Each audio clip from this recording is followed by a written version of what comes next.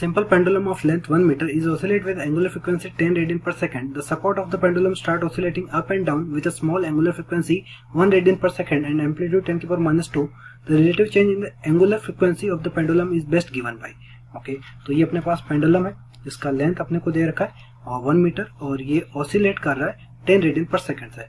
जो सपोर्ट की बात है, ये सपोर्ट जो है ये खुद ही ऑसिलेट कर रहा है, राइट, खुद ही ऑसिलेट कर रहा है विथ फ्रीक्वेंसी दे रखा है अपने को, frequency angular frequency omega given है कितना 1 रेडियन पर सेकंड और एम्पलीट्यूड दे रखा है 10 की पावर माइनस 2। कौन? सपोर्ट ऑसिलेट कर रहा है। तो यहाँ पे अपने को पूछा है चेंज इन एंगुलर फ्रीक्वेंसी क्या होगा। तो एंगुलर फ्रीक्वेंसी की बात करें तो रिलेटिव चेंज इन, तो एंगुलर फ्रीक्वेंसी की बात करें तो ये जी बाई एल होता है, राइट। ओके, चेंज की बात करते हैं डेल्टा ओमेगा बाई ओमेगा लिख सकता हूँ, क्या लिखता हूँ 1/2 डेल्टा जी बाई जी लिख सकता हूँ, राइट। और यहाँ पे delta L by 1/2 delta L by L लिख सकता हूँ, लेकिन डेल्टा एल कॉन्स्टेंट है इसलिए इसको मैं 0 लिख सकता हूँ। तो यहाँ पे मेरा डेल्टा ओमेगा बाई ओमेगा क्या आ जाएगा, हाफ डेल्टा जी बाई जी आ जाएगा। अब देखो डेल्टा जी है उसमें थोड़ा चेंज आएगा क्योंकि देखो यहाँ पे आपका ऑसिलेशन हो रहा है ना, तो जी तो हमेशा डाउनवर्ड रहता है, चाहे ये ऊपर जा रहा है चाहे नीचे जाए। मैं इस मिड पॉइंट के ऊपर कंसीडर करूँ तो भी जी नीचे रहेगा और अगर मैं नीचे की तरफ कंसीडर करूँ तो भी जी नीचे रहेगा। लेकिन जो आपका एक्सेलरेशन है, जो आपका एसएचएम का एक्सेलरेशन है वो हमेशा मीन पॉइंट की तरफ रहता है।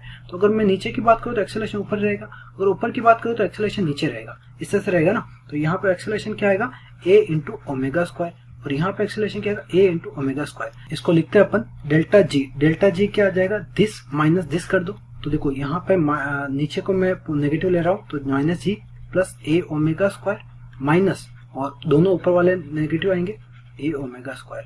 ओके, इसको सोल्व करोगे तो ये आ जाएगा 2a ओमेगा स्क्वायर क्या आएगा डेल्टा जी, यानी जी इफेक्टिव आ रहा है, ठीक है, डेल्टा जी चेंज इन जी आ गया।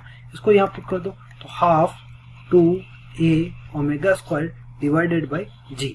ओके, 2 कैंसल आउट, a की वैल्यू पुट करो, a की वैल्यू कितनी है 2 इंटू 10 की पावर, a की वैल्यू है अपने पास 2 इंटू 10 की पावर, सॉरी ये a नहीं है, a कितना है अपने पास 10 की पावर माइनस 2, 10 की पावर माइनस 2। ओमेगा कितना है, ओमेगा है अपने पास 1 रेडियन पर सेकंड, ओके, डिवाइडेड बाय जी 10 है। इसको सोल्व करेंगे 10 की पावर माइनस 3 रेडियन पर सेकंड अपने पास आंसर आ जाएगा, 10 की पावर माइनस 3 रेडियन पर सेकंड, यानी ये डी आंसर होगा।